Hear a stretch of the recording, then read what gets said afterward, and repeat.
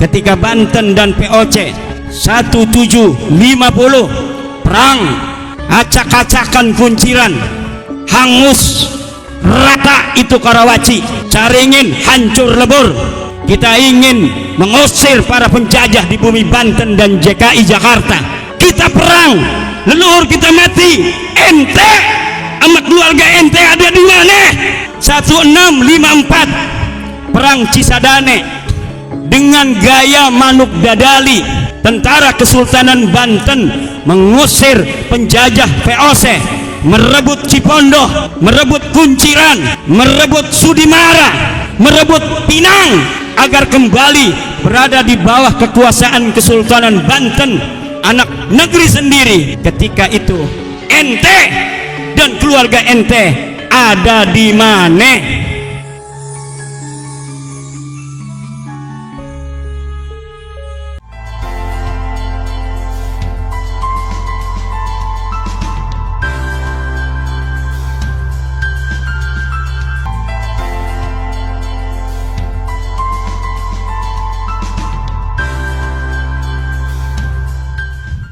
Assalamualaikum warahmatullahi wabarakatuh.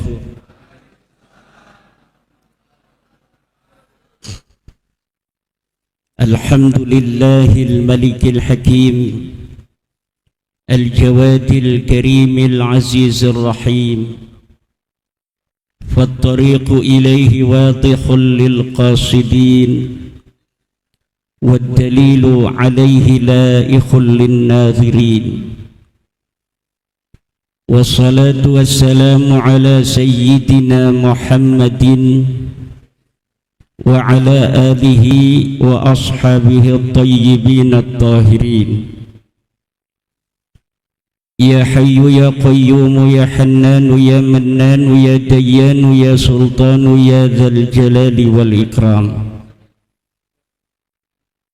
Amma ba'du faya ashabal fadail, ulama'an al-kiram, para kiai, para kesepuhan, wabil khusus guru kita semua, Al-Mukarram Kiai Haji Raden Syarif Rahmat matta'anallah bituli hayatih, beserta ibunya Syarif Rahmat dan seluruh keluarga besar Ummul Qura, guru kula yang mulia Kiai Haji Abdul Manan Ghani, kesepuhan kita dari PBNU, juga para kiai-kiai yang hadir, Kiai Zainal, kiai-kiai yang lain, Ki AO, Panglima Dakil, Wali Kota Tangsel atau yang mewakili camat, Bapak Kapolres, para kiai, para tokoh masyarakat, dan tak lupa sahabat-sahabat santri Padepokan Sunan Kalijaga yang dimuliakan Allah. Santri Padepokan Sunan Kalijaga adalah murid daripada Kiai Syarif Rahmat. Murid kiai nanti jadi kiai, bahkan bisa lebih dari kiai. Ada jamaah yang muridnya disebut bukan santri tapi muhibbin, gurunya disebut Habib. Selama-lamanya muhibbin ini enggak bakal jadi Habib.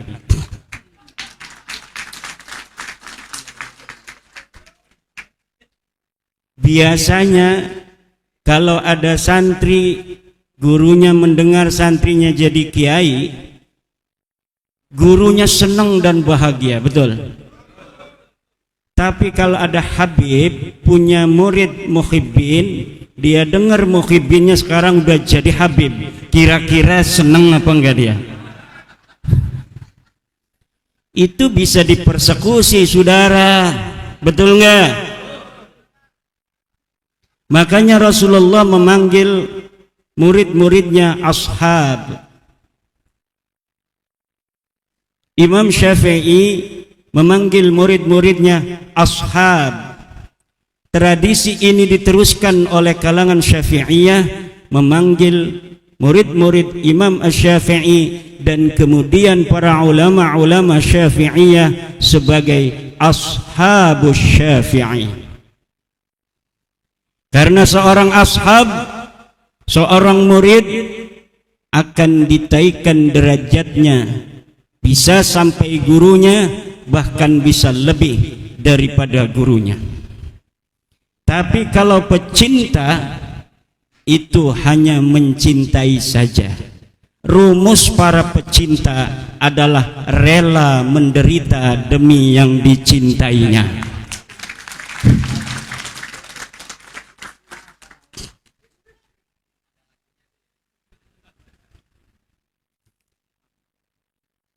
Yang dicintai dan yang mencintai. Ditambah dengan narasi dalam darahnya ada darah Rasul. Sudah mencintai ini adalah pembutaan, kemudian di dalamnya ada darah Rasul, makin membutakan. Artinya belum apa-apa dia sudah warning, awas kalau ada kesalahan yang muncul dari diriku, jangan sampai engkau luntur cintamu padaku.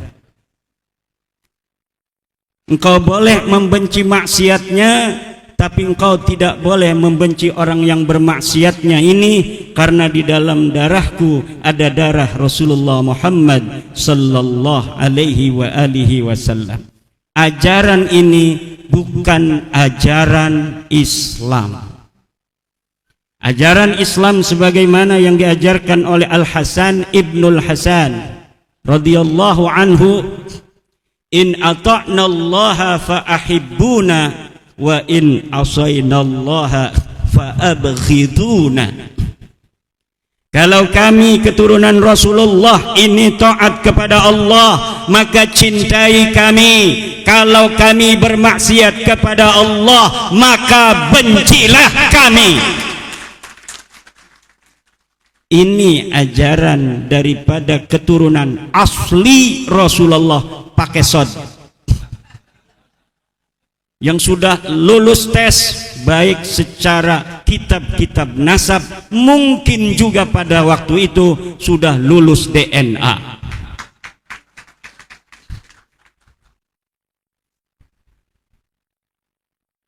Bahkan di dalam ajaran Al-Quran, orang-orang yang menisbatkan dirinya kepada Rasulullah, apabila dia berbuat maksiat, maka maksiatnya itu yudha'af lahal adzabu di'fain, akan ditikelkan, akan dilipatkan kesalahannya itu, dianggap akan diberikan 2 kali siksa. Kalau orang-orang yang tidak ada kaitan dengan Rasulullah bermaksiat 1, maka dia akan mendapatkan dosa 1. Kalau orang-orang yang menisbatkan diri kepada Rasulullah bermaksiat, maka dosanya 2. Sunan Kalijaga yang kita cintai adalah merupakan salah seorang daripada Wali Songo. Wali Songo adalah penyebar agama Islam di tanah Jawa dan Indonesia. Kenapa Anda tepuk tangannya ragu-ragu? Apakah Anda selama ini mendapat kabar bahwa yang menyebarkan Islam di Indonesia bukan Wali Songo? Atau Anda sering mendengarkan dari YouTube bahwa yang mencetak para kiai-kiai di Indonesia ini adalah orang yang dia datang belakangan, dia mencetak kiai, kiainya udah ada duluan sebelum dia.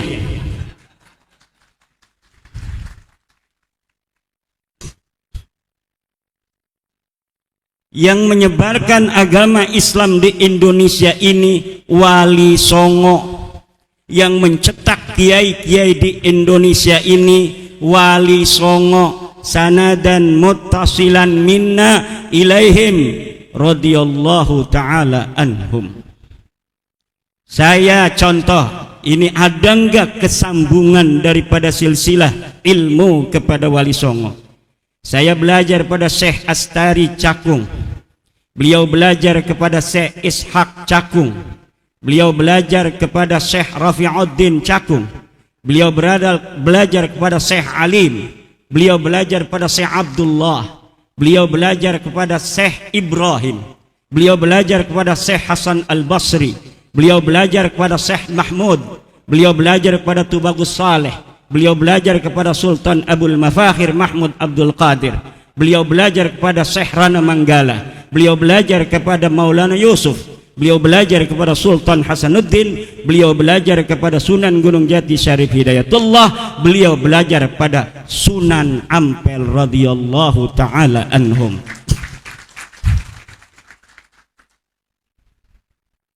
Pada Sunan Kalijaga juga ada, nanti diberikan oleh Syekh Raden Syarif Rahmat. Ilmu apa saja, ilmu fikih ada sanadnya, ilmu tauhid ada sanadnya, sampai nyandung ada sanadnya. Barang siapa yang berani-berani nyandung tanpa sanad, maka roja'a min haitsu jaa'a.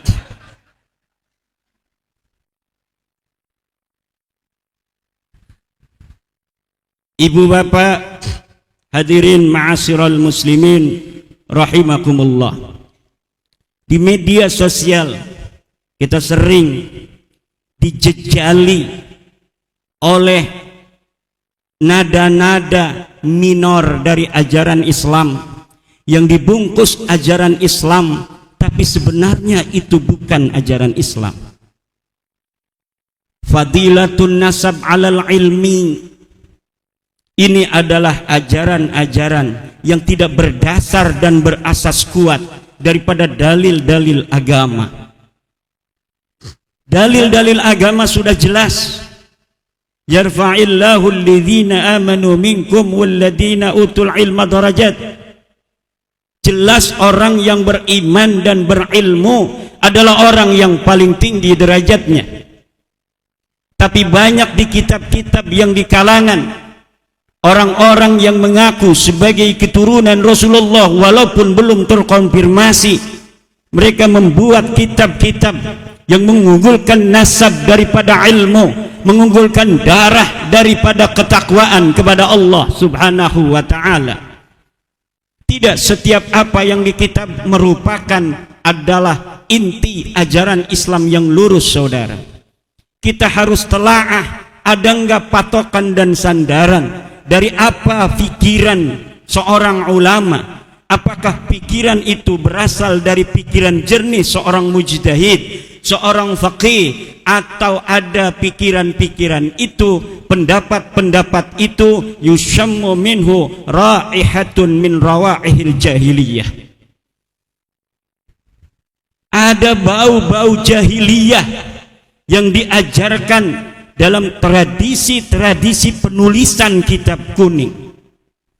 Lihat di dalam kitab Qurratul Ain karangan Al-Maghribi, fadilatul ilmi tafuqu ala fadilatin nasab. Jelas Syekh Nawawi Tenara mengatakan, innal alim alladhi kana min ghairi man yantasibu ila Rasulillah sallallahu alaihi wasallam yafuqu ala ghairil alimil ladhi yantasibu ilaihi sallallahu alaihi wasallam bisittina darajah. Orang alim yang bukan keturunan Rasul itu lebih tinggi derajatnya daripada orang yang bodoh yang dia bernisbat bernasab kepada Rasulullah Muhammad sallallahu alaihi wa alihi wasallam. hampir seluruh ulama-ulama berpendapat hal yang sama, bahwa syaraful ilmi yafuqu ala syarafin nasab. Yang aneh orang yang gak punya nasab bela-bela narasi bahwa nasab lebih utama daripada ilmu. Aneh.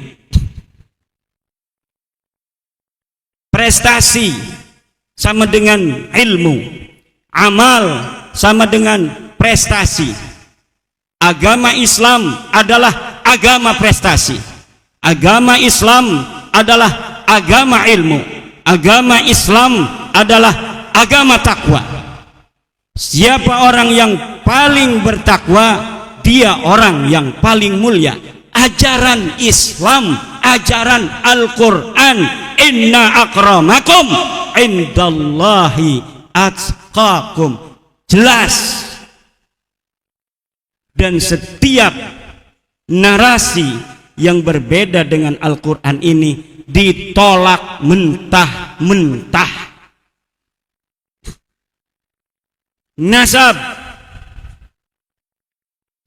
Al-Quran telah mengatakan fala ansaba, tidak ada nasab di hari kiamat yang akan bermanfaat. Setiap ada dalil-dalil di bawahnya yang bertentangan dengan itu, patut diduga bahwa dalil-dalil itu adalah dhaif.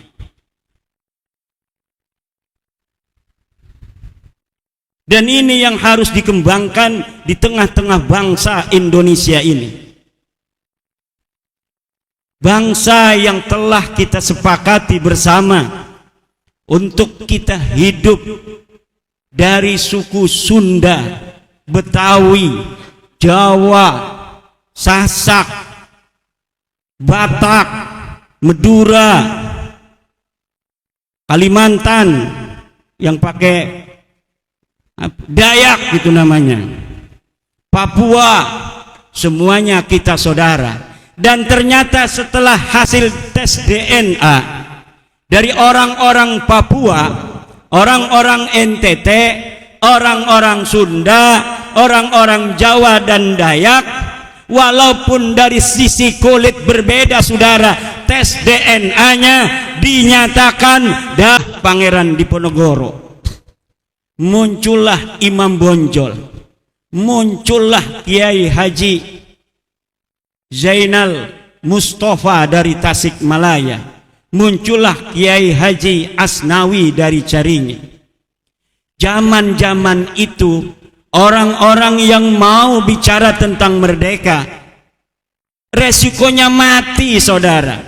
Maka keberanian itu sebenarnya bisa ditunjukkan dalam keadaan-keadaan seperti itu. Pemberani yang sejati adalah orang-orang yang berani pada masa-masa perang. Pemberani itu dia yang megangin pedang di tengah medan perang, bukan dia yang megangin mik di atas mobil komando pada masa damai.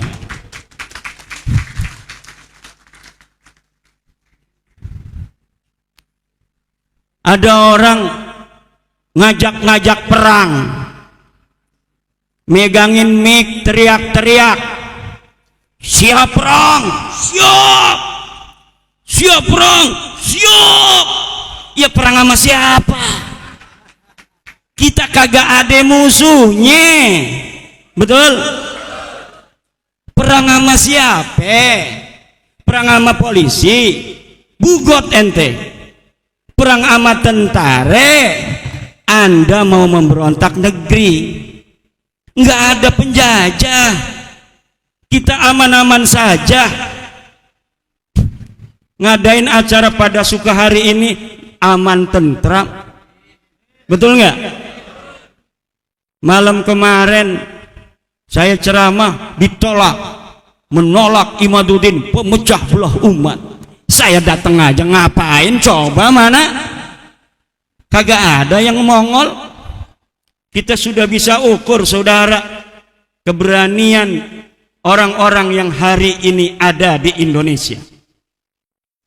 Orang-orang yang hari ini ada di Indonesia, yang berani siapa? Yang berani adalah mereka, orang-orang Indonesia yang leluhur mereka ada di Surabaya pada tanggal 10 November 1945. Mereka bilang mereka pemberani.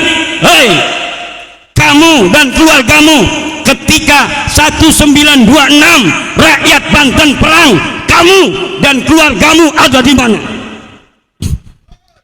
Ketika 1888 Cilegon perang, ente dan keluarga ente ngumpet di mana?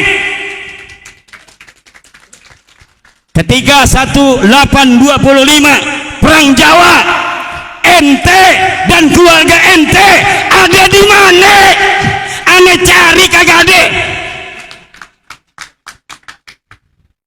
Ketika Banten dan POC 1750 perang, acak-acakan kunciran, hangus rata itu Karawaci, Caringin hancur lebur. Kita ingin mengusir para penjajah di bumi Banten dan DKI Jakarta. Kita perang, leluhur kita mati, ente sama keluarga ente ada di mana? 1654 perang Cisadane, dengan gaya manuk dadali tentara Kesultanan Banten mengusir penjajah VOC, merebut Cipondoh, merebut Kunciran, merebut Sudimara, merebut Pinang, agar kembali berada di bawah kekuasaan Kesultanan Banten, anak negeri sendiri. Ketika itu ente dan keluarga ente ada di mana?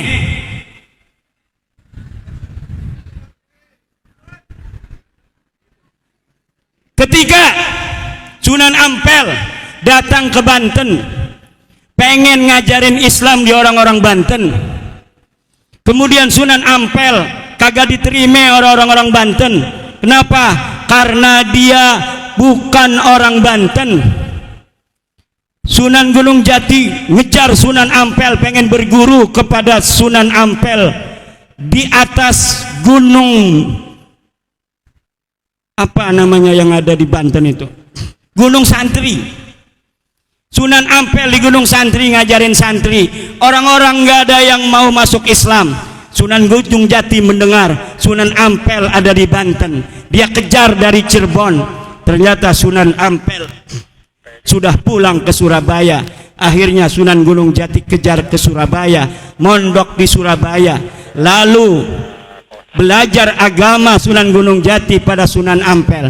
Ketika itu, ketika Sunan Ampel dengan susah payah menyebarkan agama Islam di Banten, ente dan keluarga ente ada di mana? Kemudian kata Sunan Gunung Jati, kata Sunan Ampel, wahai Gunung Jati, kalau kamu mau menyebarkan agama Islam di Banten, kamu diterima di Cirebon, wajar, kamu punya ibu orang Cirebon.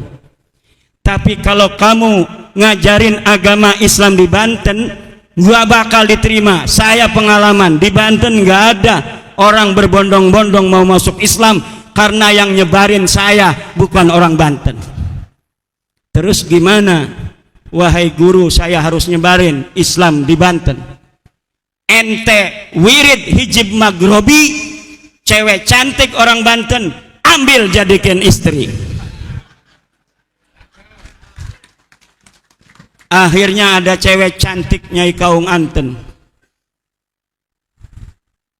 diwirid. Bismillahirrahmanirrahim. Akhirnya mau Nyai Kaung Anten jadi istri daripada Sunan Gunung Jati.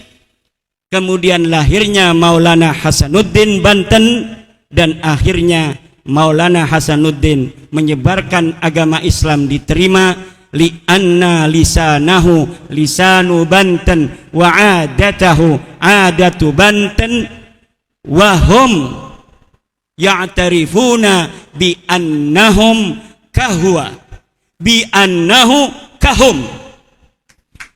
Orang-orang yang berpikir seperti ini dalam cara-cara menyebarkan agama Islam di Nusantara tidak akan mengalami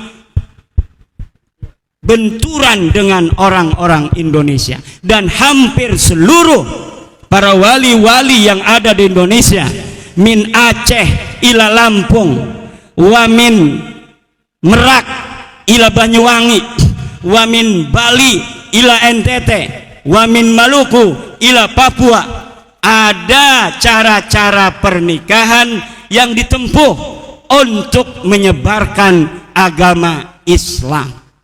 Walaupun tingkat keberhasilan mereka di bumi Indonesia bermacam-macam, tetapi caranya satu, cara tasamuh, toleransi, saling asah, saling asih, menyentuh hati, bukan dengan kekerasan dan perang.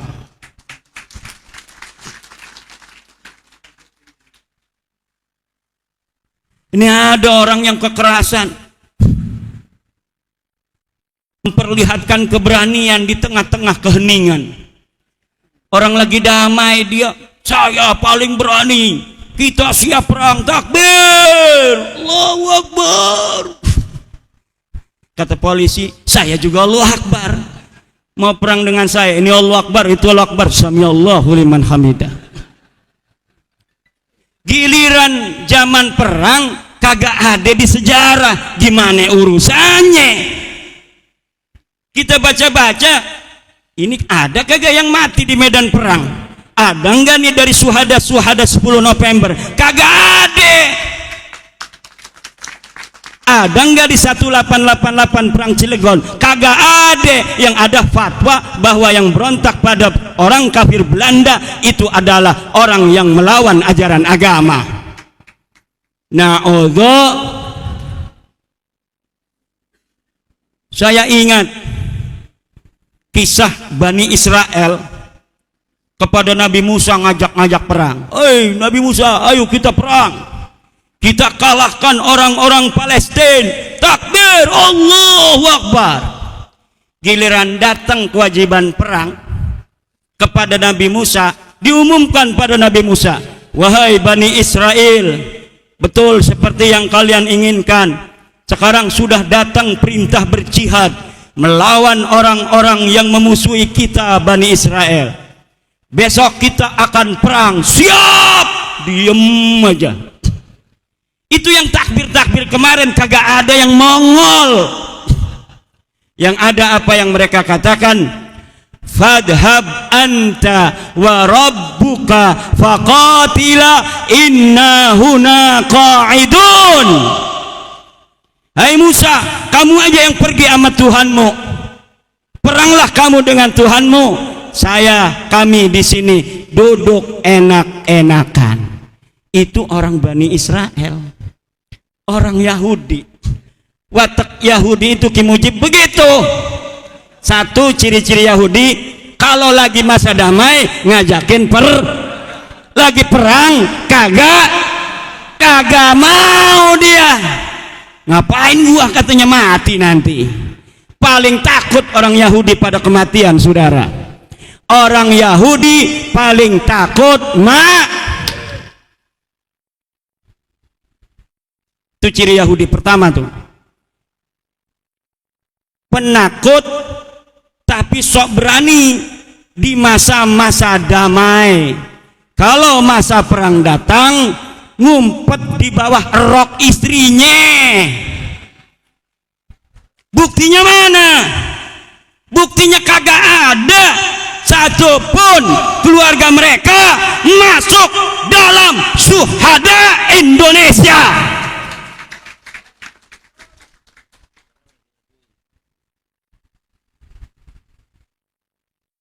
Coba yang pura-pura berani itu, yang sok berani, urut dari namamu sampai Ubaidillah, ada enggak yang mati di medan perang? Urut. Jangan bawa-bawa Panglima Hunain Sayyidina Ali, jangan bawa-bawa Panglima Karbala Sayyidina Husain. mereka adalah cucu Rasulullah. Tapi urut dari Ubaidillah sampai namamu, ada tidak yang mati di medan perang? Saya berani untuk bertaruh, tidak ada di antara nama itu sampai mereka yang mati di medan perang untuk membela agama Allah.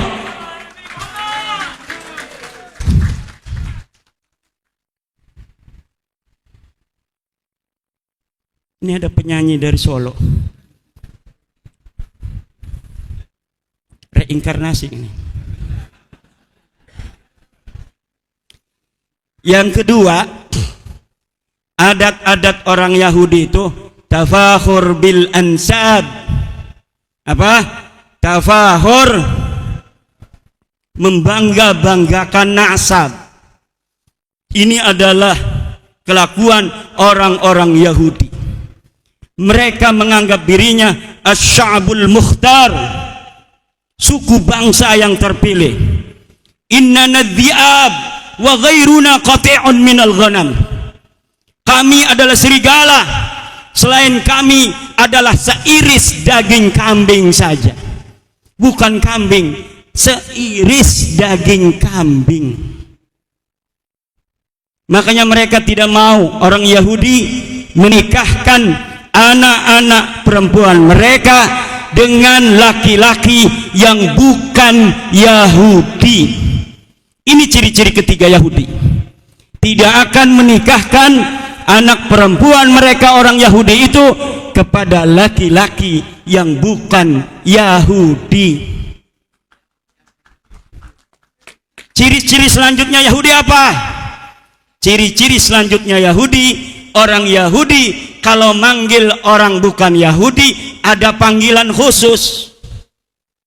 Orang Yahudi disebut jamaah Yahudi, bukan Yahudi disebut ummi. Makanya Rasulullah disebut an-nabiyul ummi, nabi yang bukan Yahudi. Bab apa ini? Bab tajawuz. Allah katakan seperti yang dikatakan orang Yahudi, menghina orang Yahudi, bahwa yang aku pilih sebagai nabi terakhir adalah an-nabiyul ummi, nabi yang bukan Yahudi.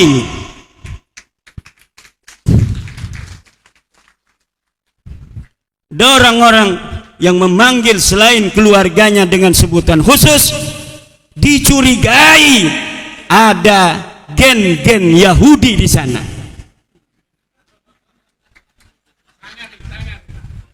Setuju nggak Kiao? Siap? Sepanglima dakil kagak berani.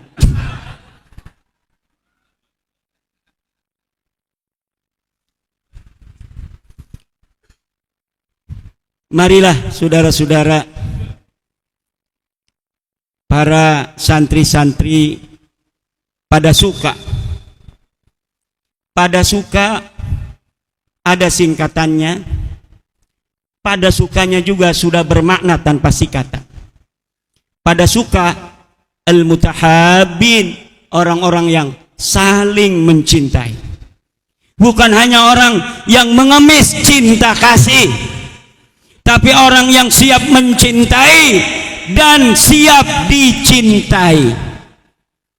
Kalau bangsa Indonesia dari Islamnya, dari Kristennya, dari Budanya, dari Hindunya, dari Konghucunya, sama-sama saling menghargai antar sesama bangsa Indonesia, dari suku-sukunya, orang Jawa, orang Sunda, orang Dayak, orang Sasak, orang Madura, orang Aceh, orang Minang, orang Maluku, orang Kalimantan, orang Papua, orang NTT, orang NTB, orang Bali, semuanya saling menghargai kita dalam berindonesia. Insya Allah Indonesia ini akan menjadi baldatun thayyibatun wa rabbun ghafur. Inilah mungkin yang dapat saya sampaikan. Suaranya sudah habis, mudah-mudahan ada manfaatnya. Tetap bersatu sebagai bangsa, saling cinta mencintai sesama pada suka, barokah insyaallah kita dan anak cucu ila yaumil qiyamah. Untuk Kiai Raden Syarif Rahman, mudah-mudahan panjang umur, sehat badan beliau, Ibu Nyai Syarif Rahman, anak mantu, seluruh santri dan seluruh ashab pada suka. Wallahul muwaffiq ila aqwamit thoriq. Wassalamualaikum warahmatullahi wabarakatuh.